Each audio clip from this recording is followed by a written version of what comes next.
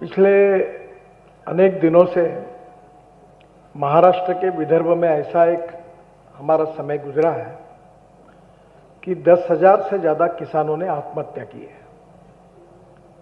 और विदर्भ में हम लोग लगातार कोशिश करते रहे, जिसमें प्रकाश जी भी रहे हैं, कि हम लोग विदर्भ के किसानों की आत्महत्या कैसे रोक सकते हैं, विदर्भ में इरिगेशन कैसे बढ़ाना, क्रॉप पैटर्न कैसे बदलना, विदर्भ में वैल्यू एडिशन कैसे करना और ग्रामीण क्षेत्र की समस्या को कैसे सुलझाना, इसका विस्तृत रूप से वो भी काम करते थे और मैं भी अब 25-30 साल से ये काम कर रहा हूं। और ये काम में स्वाभाविक रूप से हमारी जो संबंध है वो बाकी सब बातों से ऊपर उठ कर रहे हैं। जहां तक लोकतंत्र में मीडिया का रोल है, वो पुराने समय से स्वाभाविक रूप से 4 स्तंभों पर जो हमारा लोकतंत्र खड़ा है, उसमें मीडिया का भी एक स्टेक होल्डर के रूप में महत्वपूर्ण योगदान है। उसके बारे में प्रकाश जी ने और बाकी सब लोगों ने बहुत कुछ बोला है, पर विशेष रूप से इलेक्ट्रॉनिक टेक्नोलॉजी आने के बाद एक बहुत बड़ी नए आयाम ओपन हुआ है।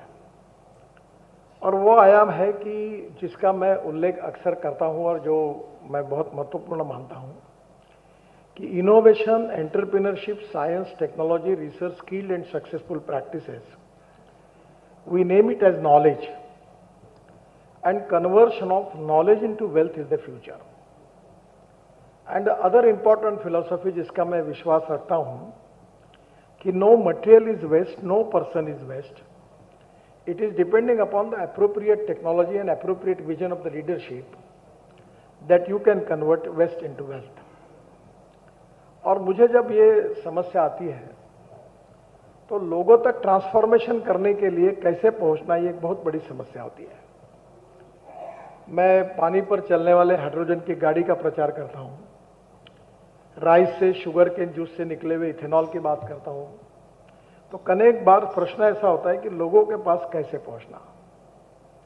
मैं जब ग्रीन हाइड्रोजन की बात कर रहा था तो मेरी पत्नी एमएससी है, एक दिन भोजन करते समय उसने मुझे कहा कि आप जो कुछ बोल रहे हैं उसके ऊपर मेरा ही विश्वास नहीं बैठ रहा, तो लोगों का कैसे बैठेगा। तब मुझे ध्यान में आया कि मैं जो कुछ कह रहा हूं उसमें और लोगों के बीच में काफी डिस्टेंस है।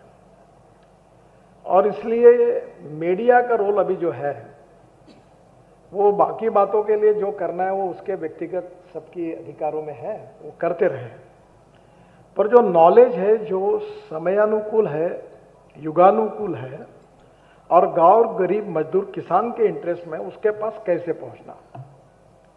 मैं कल बिहार, झारखंड, छत्तीसगढ़ और उत्तर प्रदेश के बीच में एक पांडुका ब्रिज के भूमि पूजन के लिए मैं बिहार में था और बिहार से बस कर आया था। और जब वो प्रदेश में देख रहा था तो ऐसा कहा जाता था, जो लोगों ने बताया कि ये सबसे सोशली, इकोनॉमिकली, एजुकेशनली बैकवर्ड है और उसको धान का कटोरा कहते हैं।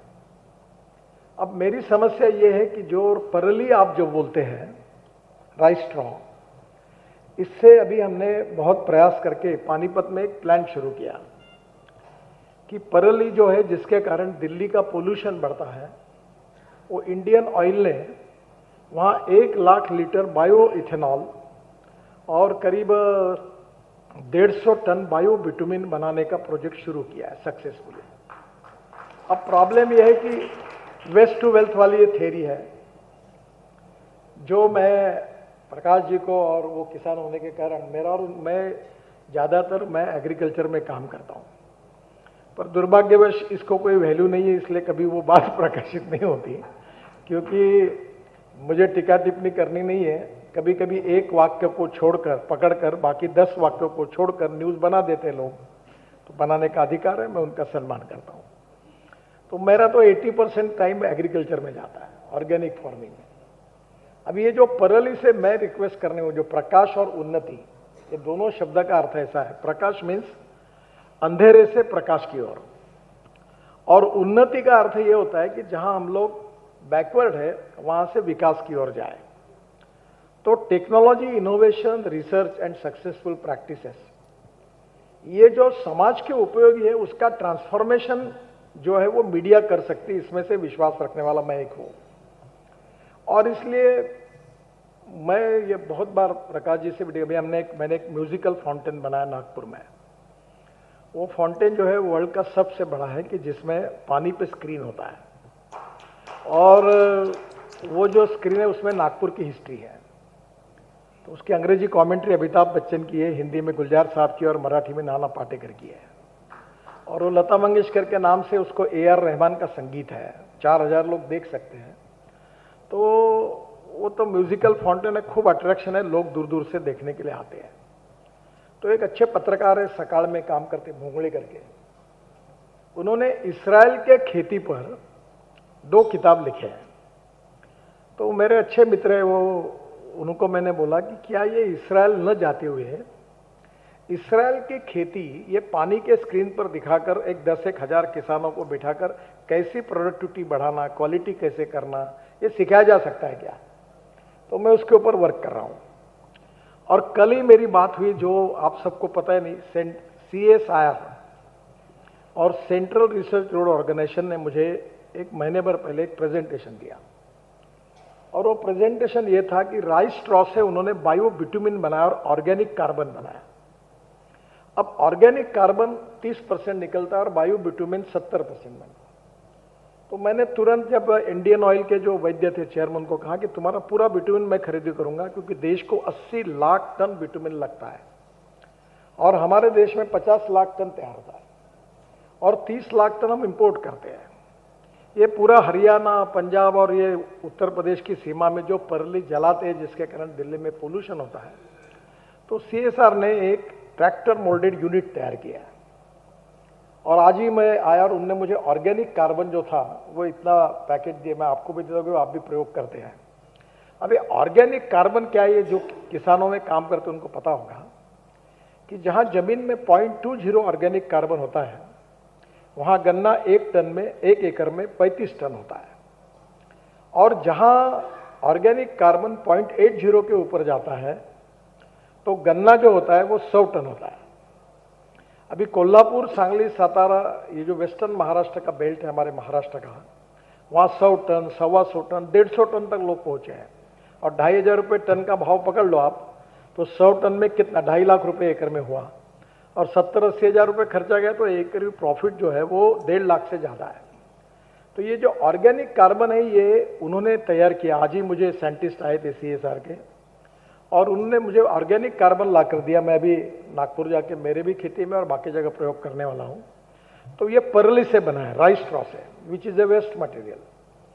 तो इससे रोड भी बन सकते हैं और ऑर्गेनिक कार्बन से किसानों का उत्पादन, उत्तर प्रदेश में जैसे पूरे वेस्टर्न यूपी में गन्ना है, और ऑर्गेनिक कार्बन अगर कंपोस्ट में डालकर अगर दे देंगे तो उसके कारण उसके उत्पादकता दुगनी और तिगनी हो जाएगी। इतना ऑर्गेनिक कार्बन जो एग्रीकल्चर को जानते हैं वो समझ सकते हैं।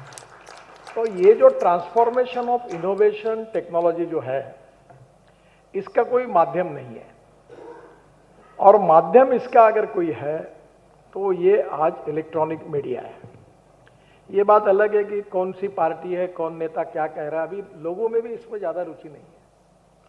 आप कितनी भी चर्चा करो, लोग अब नया चाहते हैं, नॉलेज चाहते हैं। और यंग टैलेंटेड जो स्टूडेंट्स है वो नॉलेज के, इनोवेशन के पक्ष में ज्यादा है।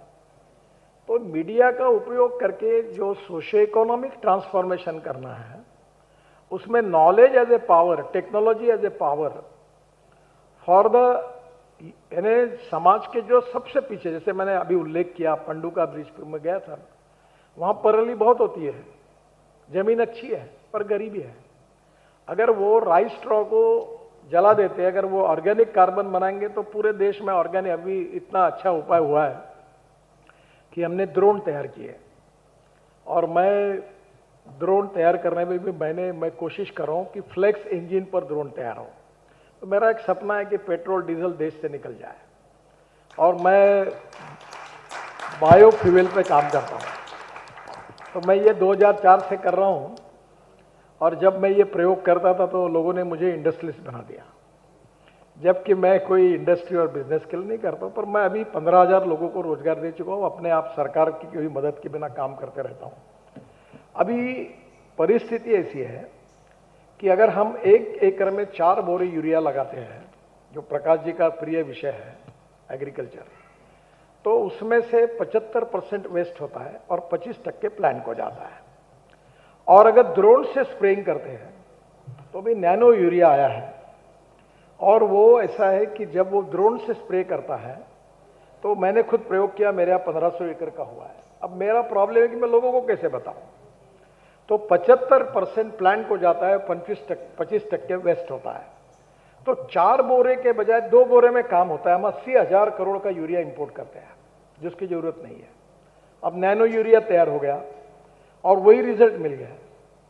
तो ऐसी बहुत सी बातें जो है जो समाज के लिए उपयोगी है, जिसका उपयोग इलेक्ट्रॉनिक टेक्नोलॉजी का उपयोग करके सोशियो इकोनॉमिक ट्रांसफॉर्मेशन के लिए हो सकता है। और मैं अक्सर एक बात कहता हूं कि politics is the instrument of socio economic reform and what we are talking is that is power politics. जिसको करना वो करे, जिसको देना वोट दे, नहीं देना नहीं दे, कोई उसका चलता रहेगा।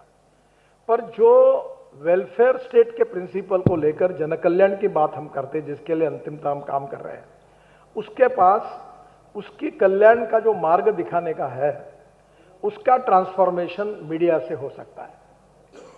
अभी मैं तो ज़्यादा मीडिया से भी नहीं हूँ, पर मुझे महीने में कभी कभी 3-3 लाख रुपए, कभी 2.5 लाख रुपए, कभी 2 लाख रुपए महीना यूट्यूब से मिलता है। तो मैं तो कभी, मुझे एक्सपेक्टेशन नहीं था। और बड़े प्रमाण पर मैं ऑस्ट्रेलिया गया था तो इतने लोग मुझे मिले, वो सब भाषण तो मालूम थे। यूएसए में मुझे लगातार फोन आते कि हमने आपको ऐसा सुना, ये कहा। तो ये सब बातें होती है कि इसका कारण ये टेक्नोलॉजी है। कि एक जगह पर, मैं कल आसाम में 3 दिन पहले गुवाहाटी में एक यूनिवर्सिटी के कॉन्वोकेशन में गया था, और कॉन्वोकेशन होने के बाद मैं जब गाड़ी में बैठ रहा था तो मुझे मेरे पीए ने बताया कि अभी तक 80,000 लोगों ने आपको सुना। फिर मैं होटल में आया तो उसने कहा कि 2,60,000 लोगों ने सुना। फिर मैं फ्लाइट में बैठा और नागपुर पहुंचा तो उसने कहा 3.5 लाखों ने सुना। तो ये आपकी ताकत है। अब ये आपको कहाँ यूज करना है वो तय करो। देखो, no one is perfect and no one can claim that he is perfect. जिसमें जितना दम है उसका चलने दो। What you are going to positively contribute for the welfare of the society and for the socio-economic transformation is the $1 million question. अब that is important कि जो आप क्या कर सकते हैं। इन्होंने एग्रीकल्चर में टूरिज्म शुरू किया। जब मुझे इन्होंने कहा कि मैंने बोला ये सक्सेस नहीं होगा, पर मैं गलत साबित हुआ। इनके यहाँ एग्रो टूरिज्म के लिए लोग जाने लगे। अब मुझे यही कहना है कि जो 65% ऑफ द पॉपुलेशन जिनका ग्रोथ में 12% से तक की कंट्रीब्यूशन है, वो रूरल, एग्रीकल्चर, ट्राइबल और जंगल में है। और जल, जमीन, जंगल और जानवर की इकोनॉमी को विकसित किए बिना हम आत्मनिर्भर भारत नहीं बन सकते। और आपको बताता हूं कि इतनी अच्छी अच्छी टेक्नोलॉजी हम पहुंचा नहीं पा रहे लोगों को। 1952 में हमारी गिर जाति की गाय ब्राजील में गई थी, और वहां अब वो गाय 60 लीटर दूध देती है। अब वो जो गाय 60 लीटर दूध देती है, उसका एक बुल था, उसका नाम था टोरेंटो, और उसका सीमेंस लाकर इंडिया में 2 लीटर वाले गाय को देने के बाद जो गोरी तैयार हुई वो 20 लीटर की तैयार हुई। फिर ये सब एक्सपेरिमेंट कर मैंने नागपुर में हमारे यहाँ वेटरनरी यूनिवर्सिटी में एक हॉस्पिटल खोल के उसको चालू किया। अब देखिए कितना इंपॉर्टेंट है कि जो एक चीज देश की इकोनॉमी बदल सकती है। अब टेक्नोलॉजी आई है, जो बेटी बचाओ अभियान है, वैसे कि 100% गोरी होगी, और ये जो टेस्ट ट्यूब बेबी है वैसे टेस्ट ट्यूब गोरी तैयार होती है। अभी हमारे यहाँ हुई हो, और वो 2 लीटर के गाय से जो गोरी होगी वो देशी होगी, और देशी होने के बाद वो 20 से 25 लीटर, फिर जैसे मल्टीप्लाई करेंगे तो बढ़ती जाएगी। और आज जो हुस्टन है, बाकी जो विदेशी नस्ल है, वो 3 वेत में वो भी कन्वर्ट हो जाएगी। तो हमें देशी नस्ल की गाय अगर 50 लीटर दूध देने वाली होगी तो कोई क्यों आत्महत्या करेगा।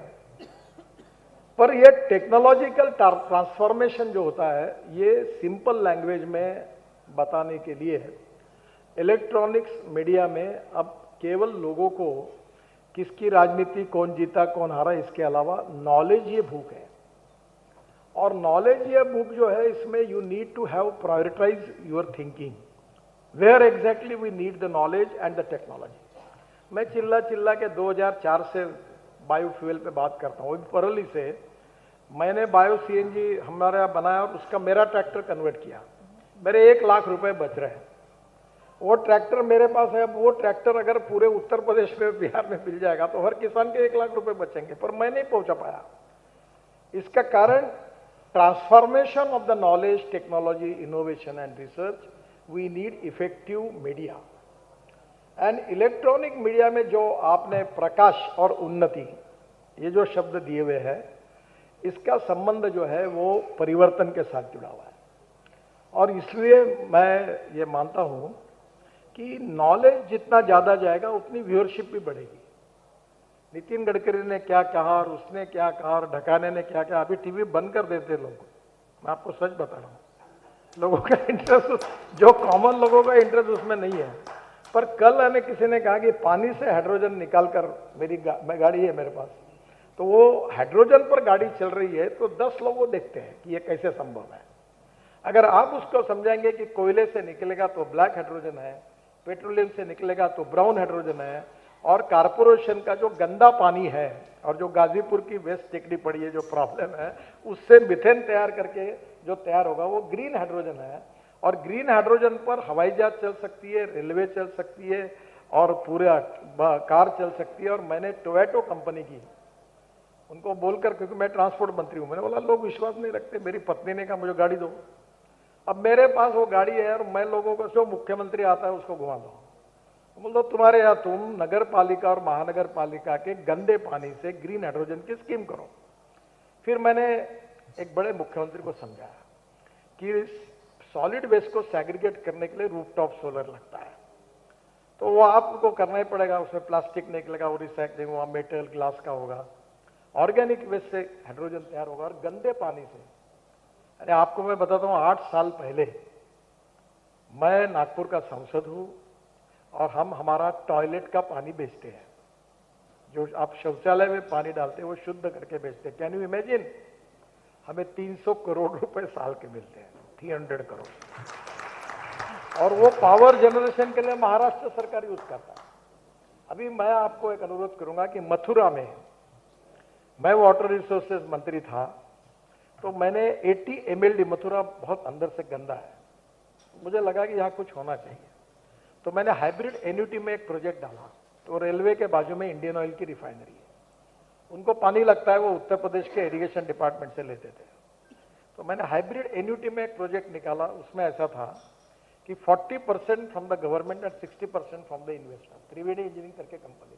प्रोजेक्ट पूरा हुआ और 80 MLD स्लज जो है मथुरा की, वो उसी के ऊपर शुद्ध पानी निकालकर वो अब इंडियन ऑयल की रिफाइनरी को दिया जा रहा है और इंडियन ऑयल साल के 20 करोड़ रुपए उसको दे रहे हैं।